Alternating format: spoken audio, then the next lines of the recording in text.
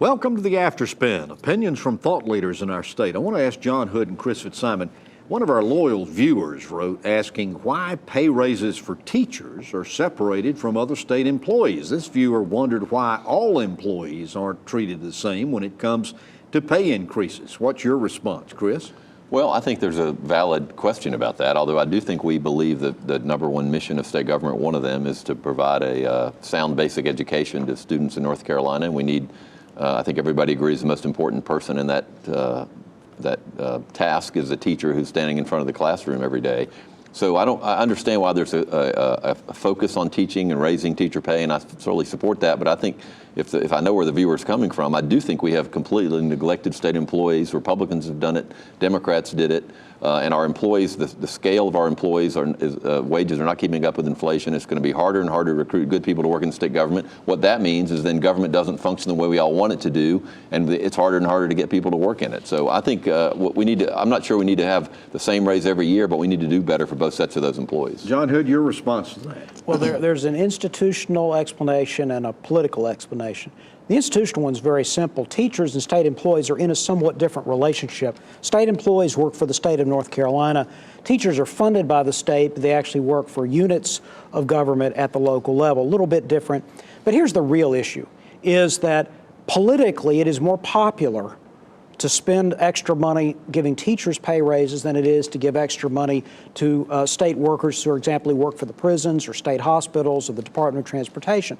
Now, as viewers of NC Spin know, the State Employees Association recognizes that their story has not been effectively told, and they have been spending a lot of time and resources in the last several years making the case that when taxpayers hear about pay raises for teachers versus pay raises for prison guards or pay raises for law enforcement officers or pay raises for people at Health and Human Services, they ought to have a similar reaction, which is assuming that the jobs are being hired the right way, being supervised the right way, there's some performance or merit component to being paid. It is obviously just as important to North Carolina to have high quality performance in those areas as it is in education. Arguably, when it comes to public safety, more important. So the question to both of you, I agree with you that that's what traditionally has happened.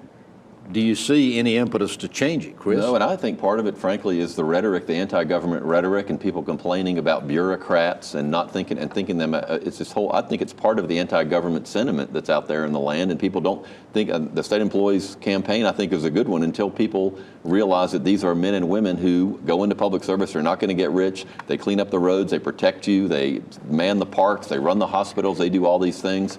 That's going to have to be the turnaround. We got to make sure that people, I think and I'd like to help them, make sure that people know how important they are. John, you think any change in that? I think that if the goal is to attack people who think government should be smaller as the cause of this problem, I think that's a mistake for them, and that's not their approach. That's not what I said they were going to do. I said that's what people are doing. Okay, what they ought to be doing is saying, even if you believe, as I do, the government ought to be smaller, and frankly, we ought to have fewer employees doing fewer things.